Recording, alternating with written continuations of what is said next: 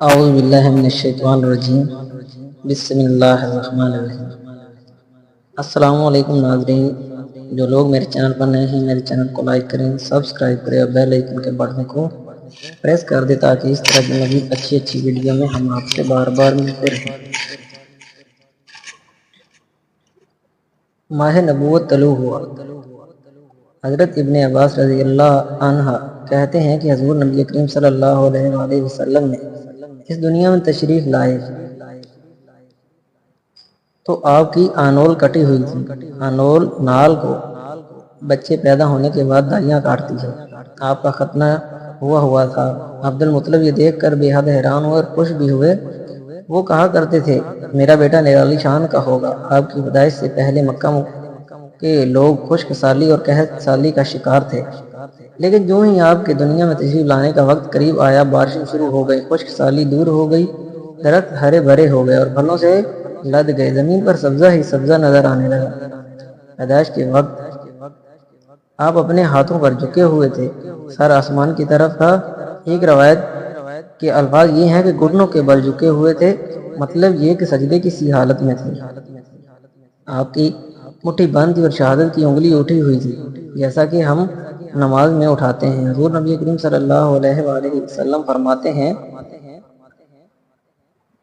جب میری والدہ نے مجھے جنم دیا تو میں ان سے ایک نور نکلا، اس نور سے شام کے محلات جگمگا اٹھے۔ آپ صلی اللہ علیہ وآلہ وسلم کی والدہ سیدہ آمنہ فرماتی ہیں محمد مصطفیٰ صلی اللہ علیہ وآلہ وسلم کی پیدائش کے وقت ظاہر ہونے والے نور کی روشنی مجھے بصرہ کے چلنے والے اونٹوں کی گردنیں تک نظر آئیں۔ علامہ سہلی رحمہ اللہ نے لکھا ہے کہ جب آپ صلی اللہ علیہ وآلہ وسلم پیدا ہوئے تو آپ نے اللہ کی تعریف کی۔ ایک روایت میں یہ الفاظ آئے اللہ اکبر کبیرہ والحمدللہ کثیرہ وسبحان بکرہ واسیلہ۔ اللہ تعالیٰ سب سے بڑا ہے، اللہ تعالیٰ کے بے حد تعریف ہے اور صبح و شام اللہ کی پاکی بیان کرتا ہوں۔ آپ کی ولادت کس دن ہوئی؟ اس بات پر سب کا اتفاق ہے کہ وہ پیر کے دن پیدا ہو۔ آپ پیر کے دن پیدا ہوئے۔ آپ صبح فجر طلوع ہونے کے وقت دنیا میں تشریف لائے۔ تاریخ پیدائش کے سلسلے میں بہت سے قول ہیں۔ ایک روایت کے مطابق 12 ربیع الاول کو پیدا ہوئے، ایک روایت کے مطابق 8 ربیع الاول کو پیدا ہوئے، ایک روایت کے مطابق 2 ربیع الاول کو پیدا ہوئے۔ اس سلسلے میں اور بہت سی روایت ہیں۔ زیادہ تر مورخین کا خیال ہے کہ آپ 8 ربیع الاول کو پیدا ہوئے۔ تقویم کے طریقے کے حساب سے یہ 9 ربیع الاول تاریخ نکالی گئی۔ مطلب یہ کہ اس بارے میں بالکل صحیح بات کسی کو معلوم نہیں۔ اس پر سب کا اتفاق ہے کہ مہینہ ربیع الاول کا تھا اور دن پیر کا۔ یہ بھی کہا جاتا ہے کہ آپ کو پیر کے دن ہی نبوت ملی، پیر کے روز ہی آپ نے مدینہ منورہ کی طرف ہجرت فرمائی اور پیر کے روز ہی آپ کی وفات ہوئی۔ آپ عام الفیل میں پیدا ہوئے، یعنی ہاتھیوں والے سال میں۔ اس سال کو ہاتھیوں والا سال اس لیے کہا جاتا ہے کہ ابرہہ نے ہاتھیوں کے ساتھ مکہ مکرمہ پر چڑھائی کی تھی۔ آپ کی پیدائش اس واقعہ کے کچھ دن پہلے بعد ہوئی تھی۔ واقعہ کچھ اس طرح ہے کہ ابرہہ یمن کا عیسائی تھا۔ حج کے دنوں میں اس نے دیکھا کہ لوگ بیت اللہ کا حج کرنے جاتے ہیں۔ اس نے اپنے لوگوں سے پوچھا یہ لوگ کہاں جاتے ہیں؟ اسے جواب ملا بیت اللہ کا حج کرنا مکہ جاتے ہیں۔ اس نے پوچھا بیت اللہ کس چیز کا بنا ہوا ہے؟ اسے بتایا گیا پتھروں کا۔ اس نے پوچھا اس کا لباس؟ بتایا گیا ہمارے ہاں سے جو دھاری اور دار کپڑا جاتا ہے اس سے اس کی پوشاک تیار ہوتی ہے۔ ابرہہ عیسائی تھا۔ ساری بات سن کر اس نے کہا مسیح کی قسم میں تم لوگوں کے لیے اس سے اچھا گھر تعمیر کروں گا۔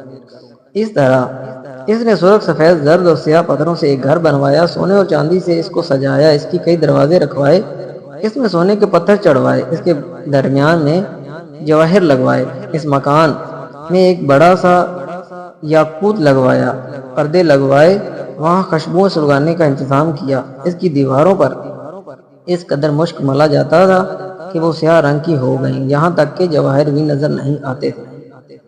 پھر لوگوں سے کہا اب تمہیں بیت اللہ کا حج کرنے جانے کی ضرورت نہیں رہی، میں نے یہی تمہارے لیے بیت اللہ بنوا دیا ہے، لہٰذا تم اس کا طواف کرو۔ اس طرح کچھ قبائل کئی سال تک اس کا حج کرتے رہے، اس میں اعتکاف کرتے رہے، حج والے مناسک بھی یہاں ادا کرتے رہے۔ عرب کے ایک شخص نفیل خشمی سے یہ بات برداشت نہ ہو سکی، وہ مصنوعی خانہ کعبہ کے خلاف دل ہی دل میں کرتا رہا۔ آخر اس نے دل میں ٹھان لی کہ وہ ابرہا کی اس عمارت کو گندہ کر کے چھوڑے گا۔ پھر ایک رات اس نے چوری چھپے بہت سی گندگی اس میں ڈال دی۔ ابرہا کو معلوم ہوا تو سخت غضب و ناک ہوا، کہنے لگا یہ کارروائی کسی عرب نے اپنے کعبہ کے لیے کی ہے، میں اسے ڈھا دوں گا، اس کا ایک ایک پتھر توڑ دوں گا۔ اس نے شام و حبشہ کو یہ تفصیل لکھ دی، اس سے درخواست کی کہ وہ اپنا ہاتھی بھیج دے۔ اس ہاتھی کا نام محمود تھا۔ یہ اس قدر بڑا تھا کہ اتنا بڑا ہاتھی روئے زمین پر پہلے دیکھنے میں نہیں آیا تھا۔ جب ہاتھی اس کے پاس پہنچ گیا تو وہ اپنی فوج لے کر نکلا اور مکہ کا رخ کیا۔ یہ لشکر جب مکہ کے قریب جوار میں پہنچا تو ابرہا نے فوج کو حکم دیا کہ ان لوگوں کے جانور لوٹ لیے جائیں۔ ان کے حکم پر فوجیوں نے جانور پکڑ لیے۔ ان میں عبد المطلب کے اونٹ بھی تھے۔ نفیل بھی اس لشکر میں ابرہا کے ساتھ موجود تھا اور یہ عبد المطلب کا دوست تھا۔ عبد المطلب اس سے ملے، اونٹوں کے سلسلے میں بات کی۔ نفیل نے ابرہا سے کہا قریش کا سردار عبد المطلب ملنا چاہتا ہے، یہ شخص تمام عرب کا سردار ہے، شرف اور بزرگی اسے حاصل ہے، لوگوں میں اس کا بہت بڑا اثر ہے، لوگوں کو اچھے اچھے گھوڑے دیتا ہے، انہیں احتیاط دیتا ہے، کھانا کھلاتا ہے۔ یہ گویا عبد المطلب کا تعارف تھا۔ ابرہا نے انہیں ملاقات کے لیے بلایا۔ ابرہا نے ان سے پوچھا بتائیے آپ کیا چاہتے ہیں؟ انہوں نے جواب دیا میں چاہتا ہوں میرے اونٹ مجھے واپس مل جائیں۔ ان کی بات سن کر ابرہا بہت حیران ہوا۔ اس نے کہا مجھے تو بتایا گیا تھا کہ آپ عرب کے سردار ہیں، بہت عزت اور بزرگی کے مالک ہیں، لیکن لگتا ہے مجھ سے غلط بیانی کی گئی ہے، کیونکہ میرا خیال تھا آپ مجھ سے بیت اللہ کے بارے میں بات کریں گے جس کو میں گرانے آیا ہوں اور جس کے ساتھ آپ کی عزت وابستہ ہے، لیکن آپ نے تو سرے سے ہی اس کی بات نہیں کی اور اپنے اونٹوں کا رونا لے کر بیٹھ گئے۔ یہ کیا بات ہوئی؟ اس بات کو سن کر عبد المطلب بولے آپ میرے اونٹ مجھے واپس دے دیں، بیت اللہ کے ساتھ جو چاہیں کریں، اس لیے کہ اس گھر کا ایک پروردگار ہے، وہ خود ہی اس کی حفاظت کرے گا، مجھے اس کے لیے فکر مند ہونے کی ضرورت نہیں۔ اس بات کو سن کر ابرہا نے حکم دیا ان کے اونٹ واپس دے دیے جائیں۔ جب ان کے اونٹ واپس مل گئے تو انہوں نے ان کے سموں پر چمڑے چڑھا دیے، ان پر نشان لگا دیے، انہیں قربانی کے لیے وقف کر کے حرم میں چھوڑ دیا جاتا تاکہ پھر کوئی انہیں پکڑ لے تو حرم کا پروردگار اس پر غضبناک ہو۔ پھر عبد المطلب ہیرا پہاڑ پر چڑھ گئے۔ ان کے ساتھ ان کے کچھ دوست تھے۔ انہوں نے اللہ تعالیٰ سے درخواست کی اللہ انسان اپنے سامان کی خود حفاظت کرتا ہے تو اپنے سامان کی حفاظت کر۔ ادھر سے ابرہا اپنا لشکر لے کر آگے بڑھا، وہ خود ہاتھی پر سوار لشکر کے درمیان موجود تھا۔ ایسے میں اس کے ہاتھی نے آگے بڑھنے سے انکار کر دیا، وہ زمین پر بیٹھ گیا۔ ہاتھی بانوں نے اسے اٹھانے کی کوشش کی لیکن وہ نہ اٹھا۔ انہوں نے اس کے سر پر ضربیں لگائیں، آنکھیں چبھوئیں مگر وہ کھڑا نہ ہوا۔ کچھ سوچ کر انہوں نے اس کا رخ یمن کی طرف کیا تو وہ فوراً اس طرف چلنے لگا، اس کا رخ پھر مکہ کی طرف کیا تو وہ پھر رک گیا۔